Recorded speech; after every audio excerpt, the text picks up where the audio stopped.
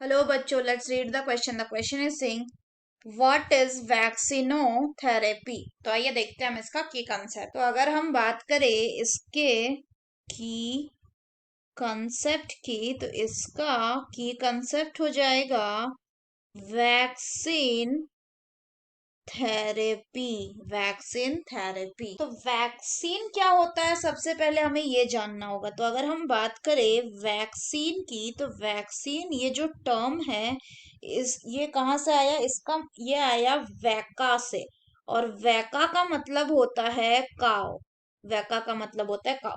तो अगर बात करें कि वैक्सीन क्या है, so vaccine is a preparation. It is a preparation or extract. It is the extract or the preparation of dead or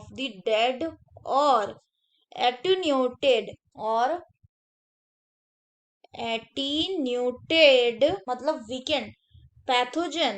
Attenuated pathogen which on injection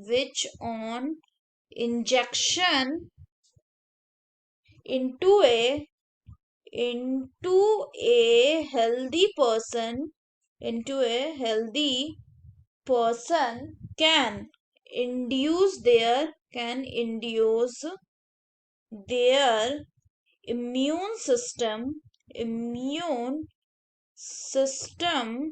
to produce antibodies. तो क्या होता है कि जो प्रोसेस होता है, यानी the process of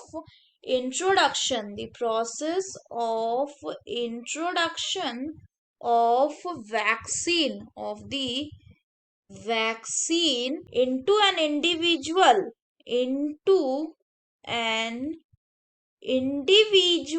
किसके लिए, to provide